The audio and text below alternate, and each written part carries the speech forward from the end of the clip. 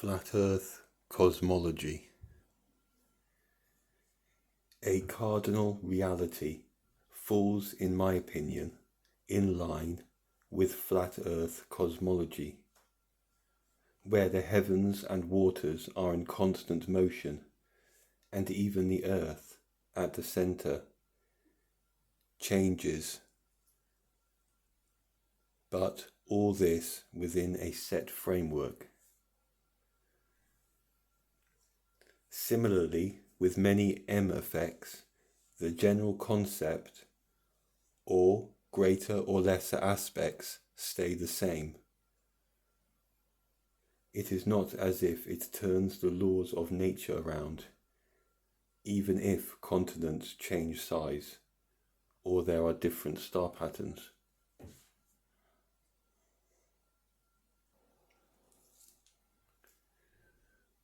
What about mainstream physics?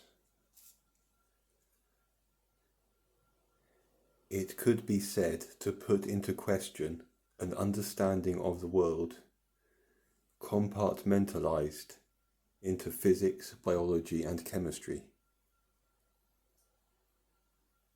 Specifically, becoming harder to accept the theory of atom building blocks in a constant, solid environment.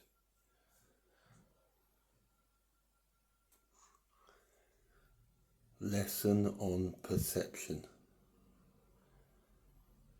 You could read into the M effect a type of symbiosis between perception and manifestation,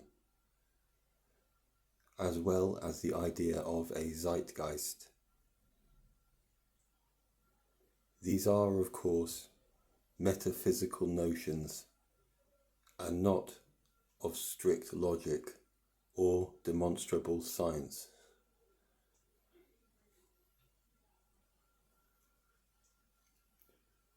Is it random? Repeating patterns and themes could suggest a meaning or intelligence behind the changes,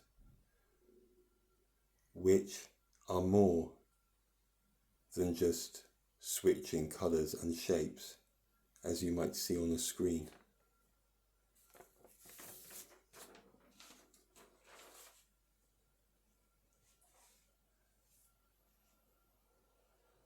Caused by the devil. If the M effect was being engineered by a malevolent force, which I don't believe it is, all the more reason to bring it to light.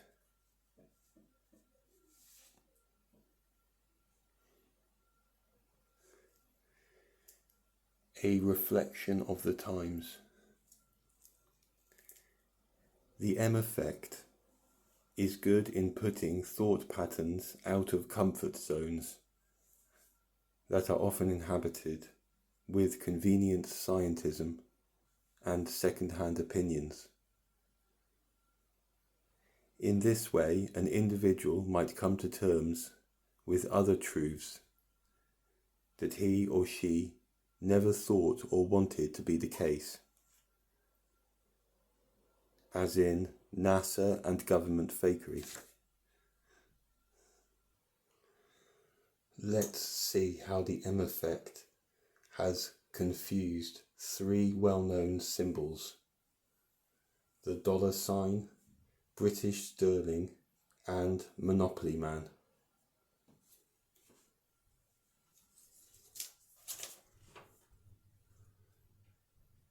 The coin holds no bars.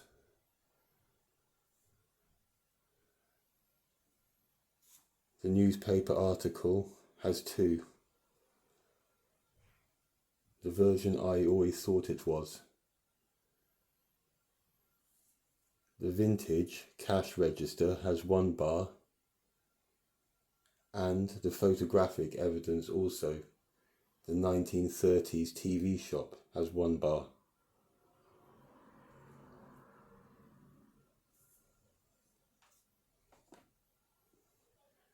However, in other $S's transposed to art, There's graffiti with the double from the 1990s and earlier.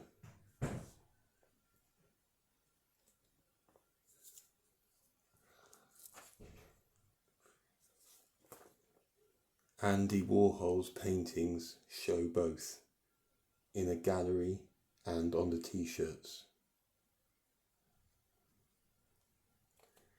The suggestion is that lots of switching, if that is how it works, began around this time.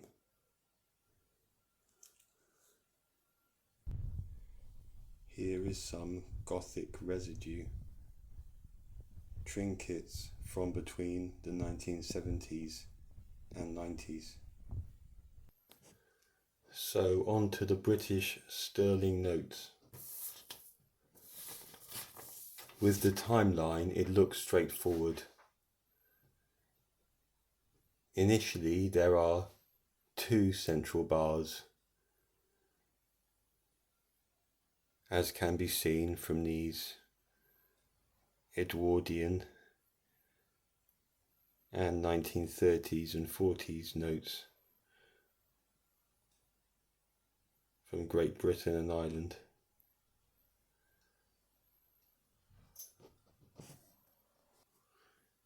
Here are some examples of the later ones with 1 bar. Bottom left, mid-1980s, top, early 1990s, and our current £5 note.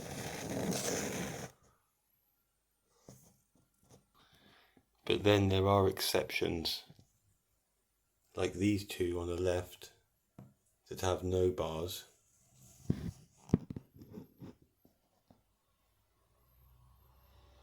With the Monopoly Man, it's only the up-to-date graffiti, largely visualised by people born after, say, 1990, that shows no monocle.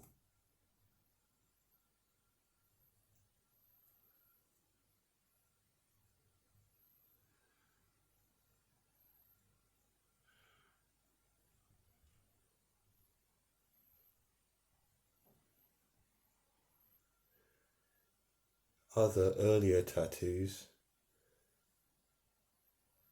and a newspaper cutting show the monocle.